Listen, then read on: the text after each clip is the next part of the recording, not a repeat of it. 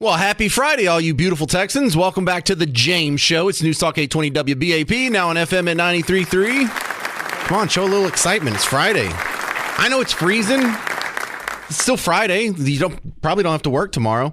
My first guest is going to help us get through the cold and avoid a cold.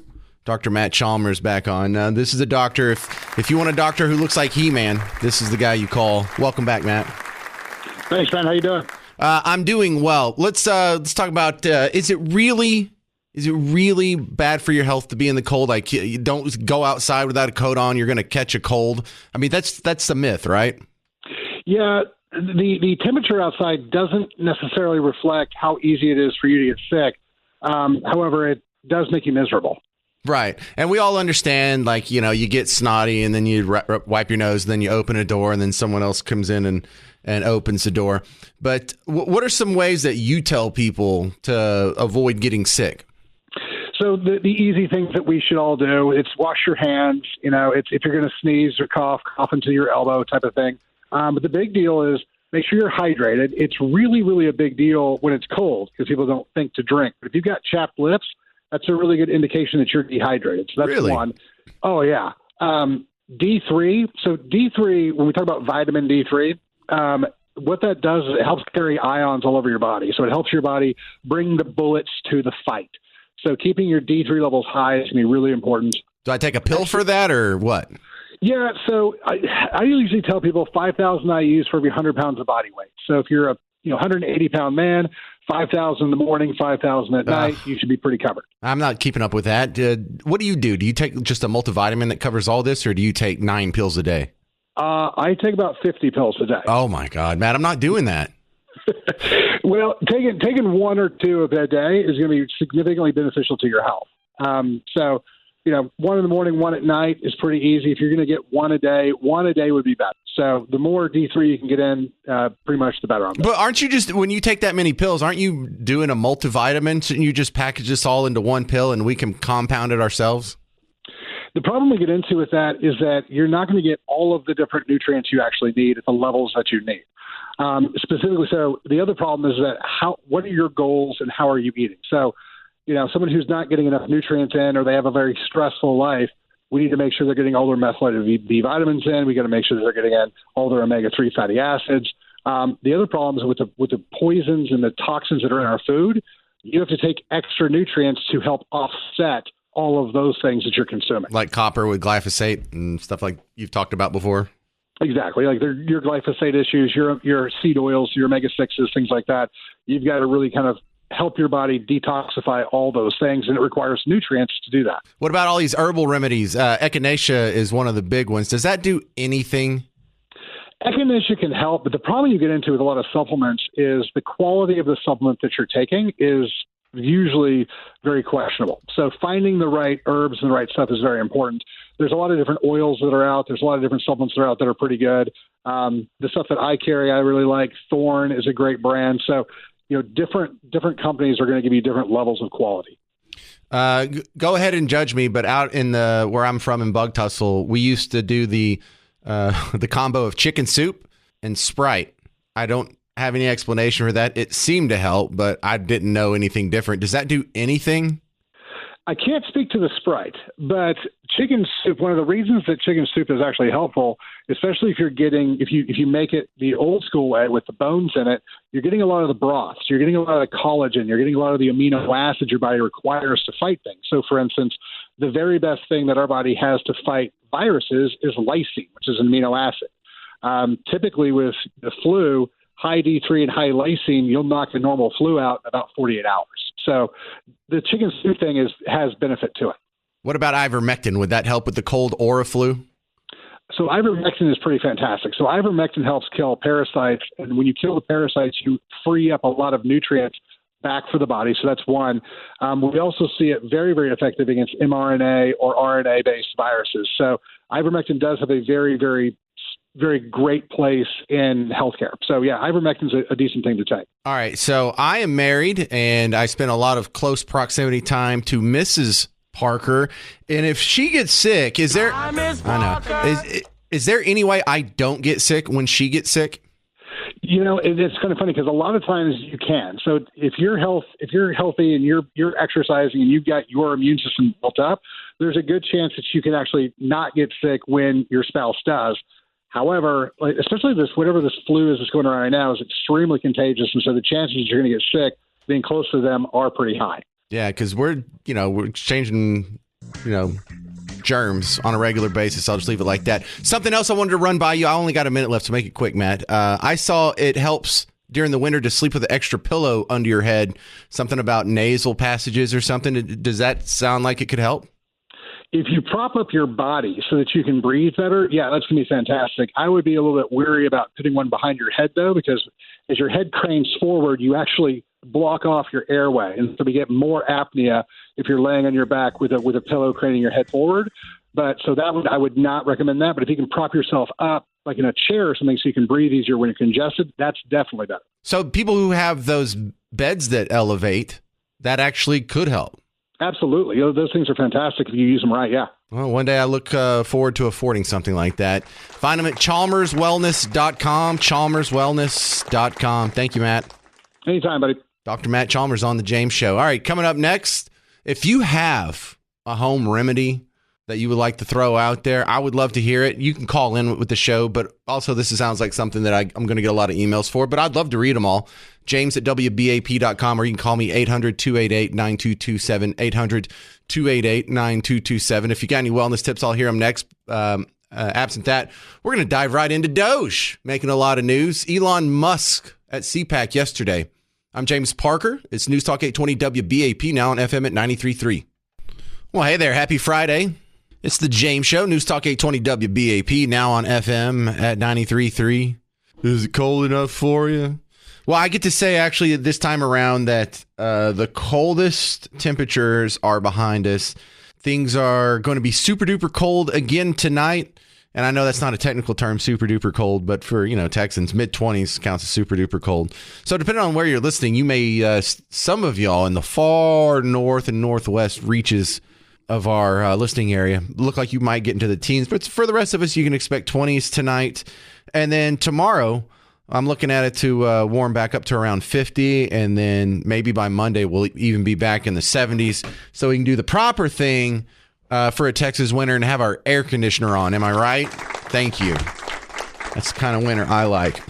My next guest is a frequent guest on The James Show, R.T. Trevino with the Crude Truth Podcast. He's the guy that we lean on to talk about anything that happens in the oil patch and things that flow downstream from that, like gas prices.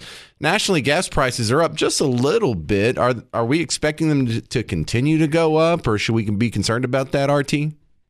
Oh, well, James, thank you for having me on. And in the long term, I don't think it's something to really be too concerned about. Right now, we still have a couple of West Coast refineries still switching over, surprisingly, to the winter blends.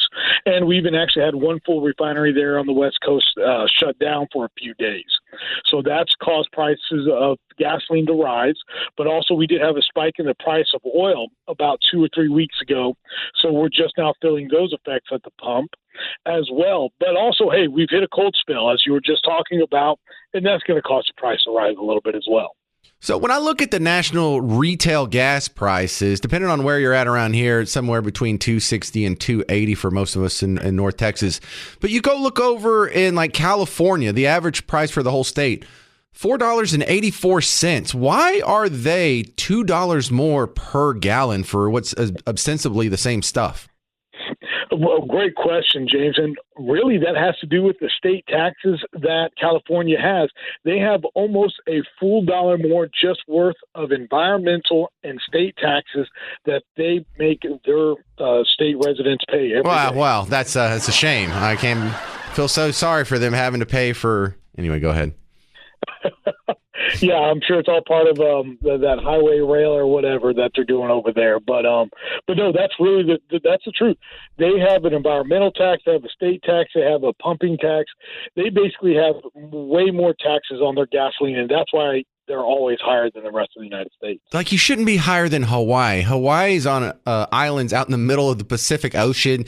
You have to boat it out there for what does it take? 2 days to get out there, and somehow it's still cheaper in Hawaii than the place that it gets shipped from. Yeah.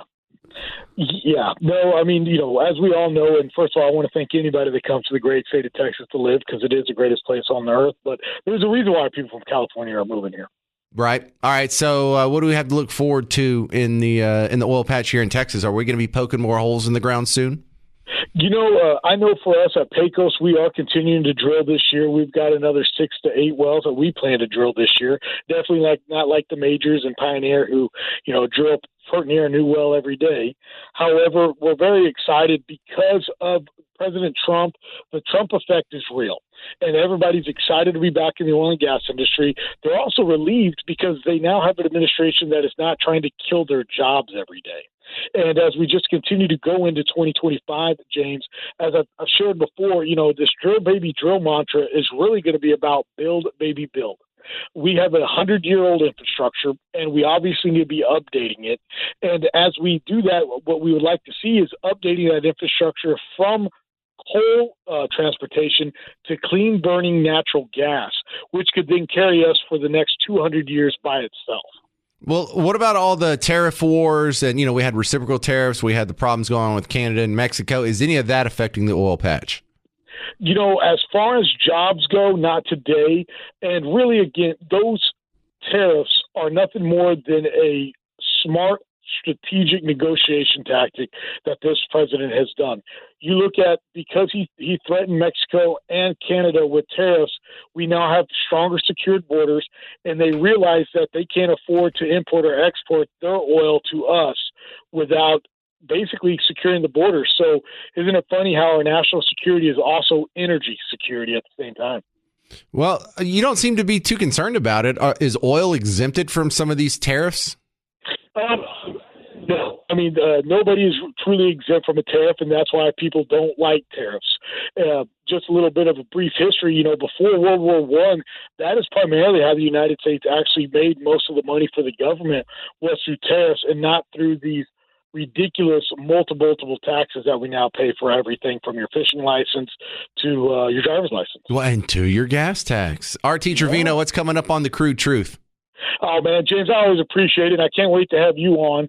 I've got great insight from individuals like Carr Ingham, who is the Texas Alliance of Energy Producers president. I've got also Ann Bradbury getting ready to come on from, she represents the American Exploration and Production Council right there in Washington, D.C., and fights for the oil and gas community every day, along with George Whitman, who is the president at Black Mountain Oil and Gas, located right here in Fort Worth, Texas. Good stuff. I look forward to it. RT Trevino from the Crude Truth Podcast and Pecos Country Energy. Thank you for your time, sir. Thank you. See, things are looking up. Things are looking pretty good out there. When we return, though, what do you think about this?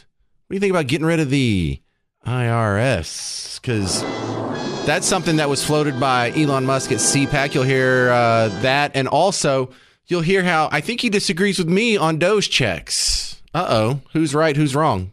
I'll play the audio. You can decide yourself next. I'm James Parker. It's News Talk 820 WBAP, now on FM at 93.3. Hey there, happy Friday. Welcome to the James Show, News Talk 820 WBAP, now on FM at 93.3. Brian Kilmeade's coming to town. It's coming right up. It'll be here on the 26th of February. I know that sounds like forever away. It's just this coming up Wednesday. It's going to be at Community Beer, Commonwealth and 35 here in Dallas. And Brian Kilmeade's going to start at about 6 o'clock. There will be a 2-hour show that he's going to do, and then he hangs out afterwards, has a couple beers, talks to you, maybe takes a picture or 4 dozen, and you can get home at a decent hour. And I know it's a school night. We're not going to be out late. We're not going to be doing the beer funnel or anything. It's just a nice time for you to meet the guy you see on TV, on Fox News, and you hear on our sister station, KLIF. So for more info, KLIF.com, WBAP.com, CommunityBeer.com. I'm sure you can find it. It's 2025, and you're a big boy now. My next guest, Janice Spooner, coming back on the James Show. We like to tap into her for any of these financial, especially personal level questions. Welcome back, Janice. You with me, Janice? I am. Okay, there you go. Can you hear me? Yeah. Well, I can now. I didn't hear you the first time. All right. So let's talk about credit card debt, household debt, all-time high. Is that a bad sign? Because I have seen people make the case before that when times are good, people will put more on the credit card because they're more confident they have money coming in. They'll be able to pay it off. How do you interpret this? It is a bad sign. It is because there is a financial education gap, especially with our younger Gen Z, younger millennials, and their usage of credit cards. And there's several factors affecting them. So do you have some rules of thumb for credit card that you recommend to people? Yes. Don't spend more than you can pay off every month. And that is just the best way. You need to have credit to get credit, so you need to use it, but you need to use it wisely. And there's lots of great bonuses out there that you can get from your cards, but you need to pay those off, because if you don't, it starts snowballing and compounds, and you're in over your head before you can even blink. All right, Janice, that's ideal, but for a lot of people listening, they've already got a whole bunch of credit card debt. What do you tell them? That they really need to take a moment to just stop and assess the situation. Don't be fearful of it. Face that ugly monster. Really get a budget put together, look at your credit cards, and see what those rates are on each and every one of them. So I am always impressed when people get to that financial level to where they don't have to do a car payment anymore. They just buy a car with cash. You hear about people's grandparents just buying a car with cash. How big of a saver is that? Now, don't you work at a bank and you want people to get car loans? Other than that, though, is that really that big of an economic swing, buying your car with cash? It really depends on how you're deploying your money. You know, if you have the cash and you can invest it and make a higher yield than the rate is on the car, buy the car with a loan and keep the money invested. But if it's better for you, big picture, to pay cash and make sure that your credit card usage is zero or paid off monthly, that is really probably a better option, because credit card rates are between 25 and 35% right now. Do we see those going down? You have the Federal Reserve saying they're going to lower rates, and eventually, some people can expect that to trickle down to credit cards. Is that what you see? No, I don't think credit card rates are going to move anywhere significant in any time in the future, if ever. Maybe a little, but not much. Well, that's not very optimistic, but it sounds like a cold, hard truth. Someone is in over their head with debt so bad. How bad before you say you should look into bankruptcy? Bankruptcy is the very last thing that anybody should consider, because it impacts them for years to come. They need to, even though it looks horrible, if they seek out professional counseling for credit card financing or debt consolidation, you have to assess your habits, because if you fix it, you don't want to get back into this situation. But if you there's a lot of credit counseling services available. The oldest, most recognized is www.nfcc.org. They offer free or low-cost counseling.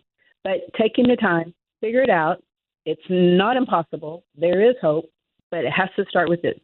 All right. Well, you're at Great Plains Bank in Southlake. How does a mid-sized bank like you compete with the big guys, the Chase, the Bank of America? Why should someone choose you guys over one of the giant ones? That's really an easy answer, because we have all the technology and all the tools that any large bank has, but you have the personalized service here where you can come in and you can talk to someone. You're a name, you're a community member, you're not a number. And so with that, it's easy to choose a bank like Great Plains Bank. How many locations do y'all have? 23.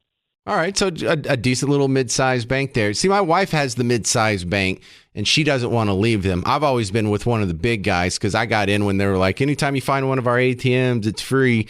And now I really don't know what the advantage is. So I just thought I'd ask.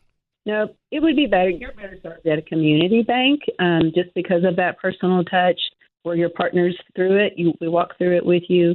And if you have that, why not take advantage of it? Because then you can gain the wisdom of how to get out of debt, how to buy your next house, how to buy your next small business.